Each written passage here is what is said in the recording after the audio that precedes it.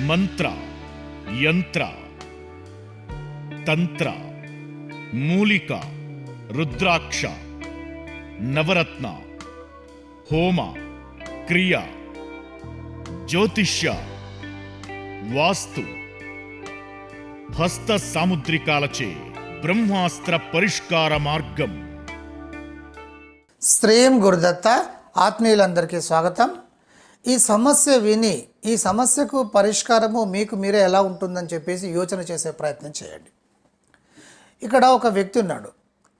అతడికి central government job ఉంది. చాలా చాలా అంటే మంచి జీతం వస్తుంది, హ్యాపీగా ఆనందంగా బ్రతికేస్తున్నాడు. అయితే అతని పరిస్థితి ఏంటంటే నెలకు ఒక్కసారి మాత్రమే ఇంటికి వస్తాడు. వచ్చినప్పుడు ఏదో వారం రోజుల్లోపు 3 రోజుల్లో 4 రోజుల్లో ఉంటాడు, మళ్ళీ వెళ్ళిపోతాడు. కాలక్రమంలో 3 ఆడపిల్లలు జన్మించారు అతనికి. సడన్గా అనుకోని విపత్తు ఏర్పడింది. వాళ్ళ పెద్ద కూతురు విపరీతంగా ఏడవడము, డాడీ నాకు అర్జెంటుగా 30 లక్షలు కావాలి, 30 లక్షలు కావాలని చెప్పేసి ఏడుస్తుంది. సరే అతన్ని పిలిపించేసి అసలు ఏం జరిగింది అనేటువంటి విషయాన్ని అడిగితే అతని భార్య అంటది, ఏదో జరిగింది, అది నీకు అవసరం లేదు, అదంతా వద్దు, 30 లక్షలు ఇచ్చేస్తే ఓడిచిపోతుంది, దాన్ని మనం కథం చేసుకుందాము అని. నాకేం చేయాలో అర్థం కావట్లేదు. కాస్త అమాయకుడు వ్యక్తి, అమాయకుడు, గట్టిగా ఆన్సర్స్ ఇవ్వలేడు, మంచి వ్యక్తి. సో ఇతడు ఏం చేయలేనటువంటి పరిస్థితిలో ఉన్నాడు. ఇతనికి ఎక్కడో ఒక ప్లాట్ ఉంటే ఆ ప్లాట్ అమ్మాల్సినటువంటి పరిస్థితి. ఆ ప్లాట్ అమ్మితే వచ్చినటువంటి డబ్బులు ఏవైతే ఉన్నాయో ఒక వ్యక్తి వచ్చి వీళ్ళ ఇంట్లో నైట్ ఉండి ఆ డబ్బులన్నీ పట్టుకొని వెళ్ళిపోతాడు. డబ్బులు మొత్తం తీసుకొని వెళ్ళిపోతాడు. ఎంత అంటే 30 లక్షలు. ఈ 30 లక్షలు వాళ్ళకు ఉండేటువంటి ఒక ప్లాట్ని అమ్మి ఇవ్వడం జరిగింది.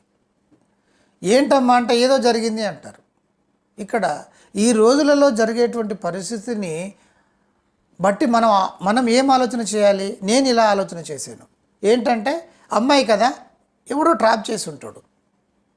ఒక సిస్టంగా మెయింటైన్ చేయలేనటువంటి పరిస్థితి ఉన్నప్పుడు ఎవరో ట్రాప్ చేశారు. తండ్రి మంత్లీ 1-2 సార్లు వచ్చిపోతున్నాడు, ఇబ్బంది ఎదురవుతుంది. అంటే కంట్రోలింగ్ అనేది లేదు. తల్లి కదా, చూసి చూడనట్టు కొంత ఆ ప్రేమ తత్వంలో వెళ్ళిపోతూ ఉంటుంది. తల్లికి అబద్ధాలు చెప్పు ఉండొచ్చు. ఈ అమ్మాయిని ఎవరో ట్రాప్ చేశారు. నేను అలా అనుకున్నాను. ఏదైనా ఫోటోలు ఇట్లాంటి కొన్ని వస్తుంటాయి కదా. సో ఇక్కడ ఇలాంటి సంఘటన జరిగింది. ఈ భర్తకు ఏమి చెప్పాలో తెలియనటువంటి స్థితి. ఎట్లాగో భర్త ఏదైనా కొంచెం టైట్ చేస్తే వింటాడు కనుక వీళ్ళు తల్లి కూతుర్లు కలిసేసి ఏం చేశారు, ఆ సమస్యను కంప్లీట్ చేసుకోవాలని అనుకున్నప్పుడు ఆ డబ్బులు ప్లాట్ అమ్మి డబ్బులు ఇచ్చారు. ఇది మొదటి కూతురి పరిస్థితి. ఇక రెండవ కూతురు లవ్ మ్యారేజ్ చేసుకుంది. లవ్ మ్యారేజ్ చేసుకున్న తర్వాత సో ఇంట్లో డబ్బులు కావాలి, ఇంట్లో నుండి డబ్బులు ఏదో చెప్పడాలు, ఇంట్లో నుండి డబ్బులు తీసుకొని వెళ్ళడాలు. తర్వాత డాడీని చాలా చులకనగా చూడాలో, అసలు డాడీ ఏముందిలే అనేటువంటి విధంగా ఈ రెండో కూతురు చూడడం మొదలుపెట్టింది. ఈ రెండింటిని గమనించి మూడో కూతురు చదవడం మొదలుపెట్టింది. కానీ 10 టైమ్స్ రాసింది. ఇక అది ఏమిటని నేను చెప్పను. ఒక టఫ్ సబ్జెక్ట్ ఆ అమ్మాయి సెలెక్ట్ చేసుకుంది. అది చాలామందికి అది టఫ్ సబ్జెక్టు. అంటే సరే 10 టైమ్స్ రాసినా కూడా అమ్మాయి దాంట్లో పాస్ కాలేదు. అటు ఇటు కాని స్థితిలో అమ్మాయి ఉంది. ఏం చేయాలో దిక్కు తోచినటువంటి పరిస్థితిలో ఉన్నాడు.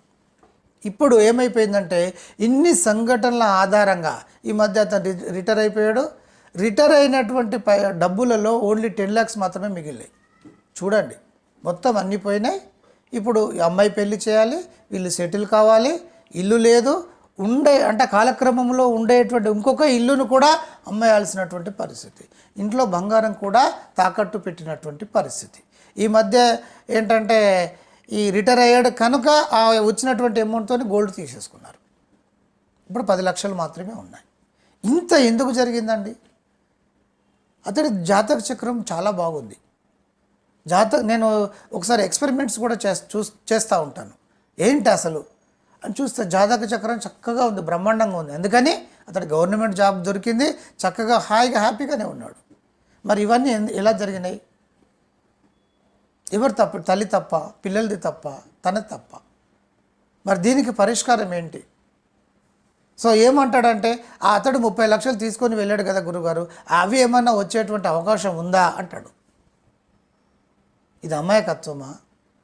వాడు టార్గెట్ చేసేసుకొని ఒక ప్లాన్ చేసేసుకొని ఎంత ధైర్యం ఇంటికి వచ్చేసి తీసుకొని వెళ్తున్నాడంటే, నేను అన్నాను ఏమైందా ఏముంది అందులో, డిపార్ట్మెంట్కి ఒక ఫోన్ కొట్టేస్తే మొత్తం వాళ్ళు చూసుకుంటారు కదా, పోలీస్ డిపార్ట్మెంట్ చట్టం చూసుకుంటుంది కదా.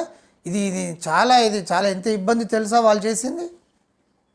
ఏమీ లేకుండా డబ్బులు తీసుకొని ఎలా పోతారు వాళ్ళు, ఎవరో మీకు తెలియదు. అంటే జీవితంలో కొన్ని విధాలుగా మీరు స్ట్రాంగ్గా ఉండకపోతే ఇలాంటివి తప్పు. ఇలా ఉంటారా? ఇది ఎందుకు చేస్తున్నాను అంటే మీరు అవేర్నెస్ను పొందేటువంటి ప్రయత్నం చేయాలి, స్ట్రాంగ్గా ఉండేటువంటి విధంగా మీరు వెళ్ళాలి. అలా వెళ్ళినప్పుడు మాత్రం ఎలా వెళ్ళాలి అనేటువంటి కూడా నేను ఆ క్లాసులలో చెప్తూ ఉంటాను, నా దగ్గరకు వచ్చినటువంటి వాళ్ళకి చెప్తూ ఉంటాను. ఇది ప్రారంధ కర్మరా బిడ్డ, ఇది ప్రజెంట్ టెన్స్లో మీరు చేసుకున్నది. మీరు తెలియని స్థితిలో మీరు ఎట్లా వెళ్ళిపోతారు, గుడ్డిగా ఎట్లా నమ్ముతారు.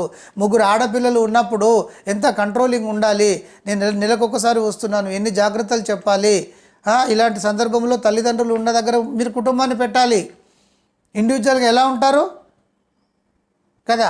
మన పిల్లలు బాగున్నా కూడా ట్రాప్ చేసే వాళ్ళు ఉన్నారు కదా, ఏదో రకంగా మభ్యపెట్టేటువంటి సిస్టమ్ ఉంది. ఇదంతా మాయా ప్రపంచం కదా. ఇది ఎవరిది తప్పు? అందరికీ బ్లెస్సింగ్స్.